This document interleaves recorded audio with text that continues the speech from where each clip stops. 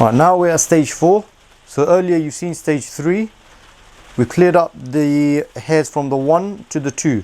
Now what we're left with is 2 and the bulk from the beginning.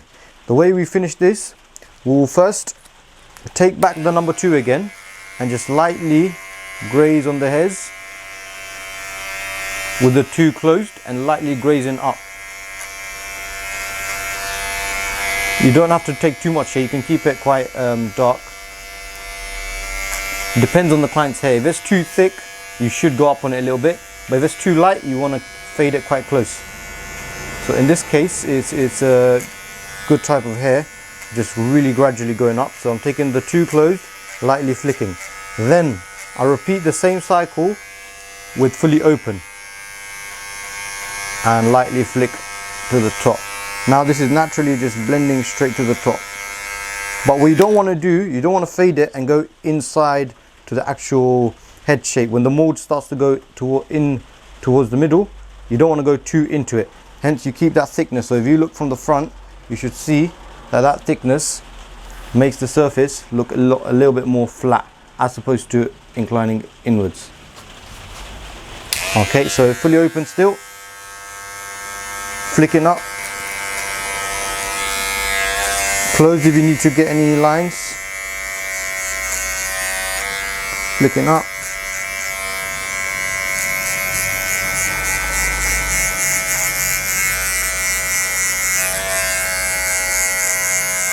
okay. Now again, polishing. So how do you polish? You go 1 guard lower. 1 guard lower than 2 is 1.5. Now with the 1.5, you're just going to use the corner works. Open a little bit where you feel it's risky. Again, this is a more experienced sort of technique. Just trigger play, opening and closing and working it around. So it's not as structured as the earlier one when you are polishing the fade.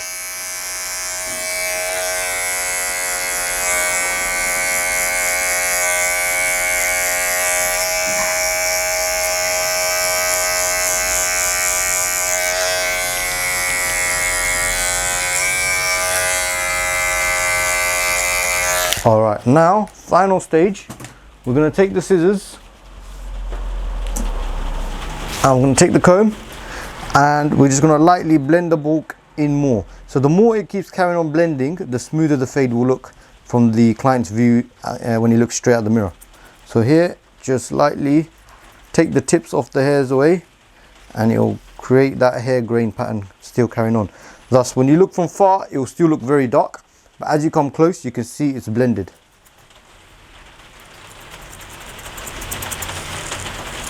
Just taking the comb in, going up, and only cutting a millimeter off the tips and rolling the comb up.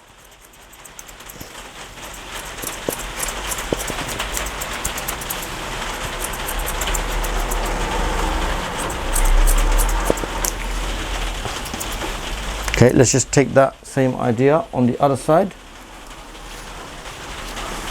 So here I've already skipped the stage with the number 2, so I'm just left with the comb part to do. So I'll take that,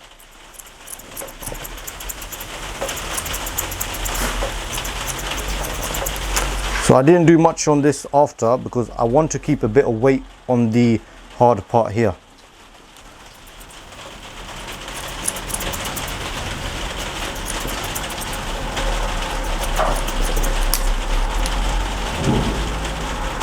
There you go.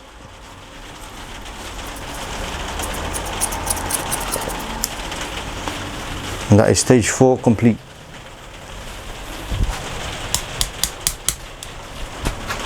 Continue on. When it's a comb over, you want to comb all the heads to the side and then use your thinning shears with a bigger comb and blend in to the top.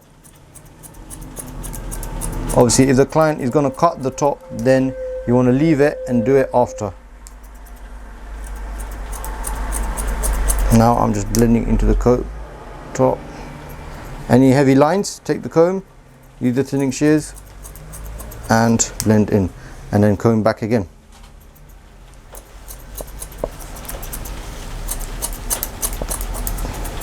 Until that line looks more natural and flush with the top There you go.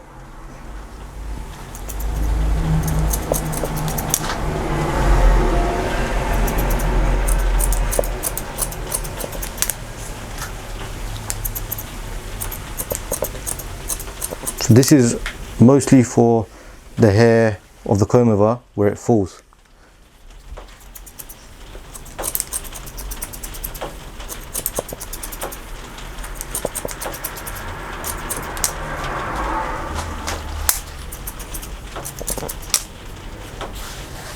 Same with the back. Some hairs here. Actually, I still haven't done this section here, so there is still stage 3 to be done here. But for this, just for the video, I want to show you that this part needs to be thinned out to blend into the top.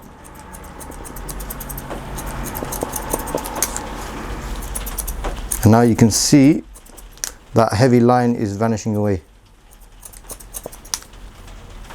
At the same time, you don't want to go too high up with the scissors. You want to just let it flush in. And that's it.